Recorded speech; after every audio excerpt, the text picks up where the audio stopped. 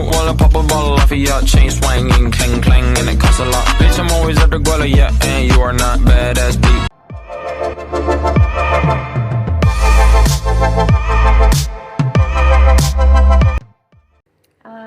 Assalamualaikum warahmatullahi wabarakatuh. Perkenalkan, nama saya Putri Ayuningsi dari Prodi Pariwisata Stikom Ambon.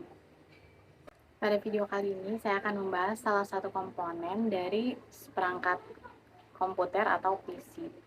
Komputer merupakan sebuah perangkat elektronik handal yang sangat dibutuhkan masyarakat modern. Untuk membuatnya bekerja secara maksimal, setiap komputer tentu membutuhkan banyak perangkat keras atau hardware. Perangkat keras ini terbagi menjadi beberapa komponen penting. Salah satu komponen yang paling utama yaitu motherboard atau mainboard. Perangkat yang pertama kali dibuat pada tahun 1997 oleh Apple kedua ini memiliki fungsi dan bagian-bagian penting di dalamnya loh. Ayo kita bahas. Motherboard atau mainboard memiliki fungsi sebagai wadah dari berbagai komponen elektronik yang saling terjalin untuk membuat perangkat PC bekerja. Pada motherboard juga terdapat chip BIOS atau program penggerak dan konektor yang digunakan untuk menghubungkan setiap perangkat. Motherboard memiliki fungsi utama sebagai pusat penghubung antar perangkat yang terpasang pada sebuah PC atau komputer. Antara motherboard dan bagian-bagiannya dapat menghubungkan kode-kode yang difungsikan menjadi sebuah kinerja pada perangkat komputer. Motherboard sendiri memiliki beberapa bagian, yakni yang pertama terdapat soket CPU. Ada dua tipe soket CPU atau prosesor soket yang sering digunakan, yakni yang pertama ZIF atau Zero Insertion Force merupakan soket model terbaru, sedangkan yang LIF atau Low Insertion Force merupakan soket model lama. Yang kedua terdapat BIOS atau Basic Input Output System. BIOS ini terdapat pada ROM atau Read Only Memory yang berfungsi untuk mengatur suatu komponen yang terhubung pada motherboard agar dapat bekerja. Yang ketiga terdapat North Bridge Controller.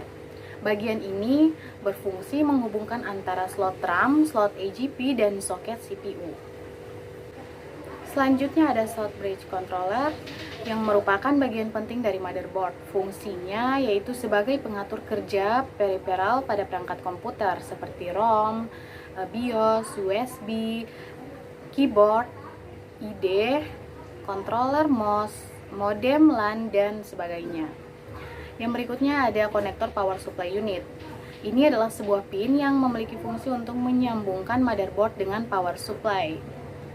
Yang keenam ada slot RAM. Sesuai namanya, bagian ini memiliki fungsi sebagai tempat meletakkan RAM.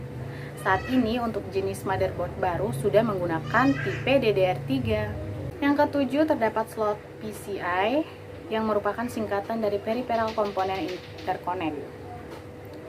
Slot PCI adalah tempat untuk menyisipkan add-on card LAN, sound, hingga TV tuner.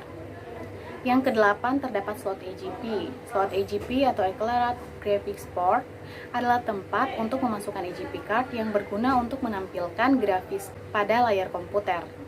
Letaknya bersisian dengan slot PCI dan hampir terlihat sama, sehingga sulit untuk dibedakan.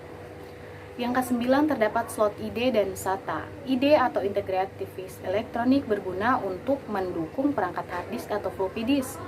Sementara SATA atau Serial Advanced Technology Attachment berfungsi sebagai penghubung serial ATA. Dan yang terakhir nih terdapat CMOS atau Complementary Metal Oxide Semiconductor. CMOS merupakan baterai yang berfungsi untuk memberikan daya pada sebuah memori pada motherboard sebagai pengatur konfigurasi. Ada tiga jenis motherbox yang sangat umum di kalangan masyarakat. Yang pertama motherbox ATX atau Advanced Technology Extended. Yang kedua ada motherboard Micro ATX. Dan yang ketiga motherboard Mini ITX. Sekian video pembahasan tentang motherboard dari saya.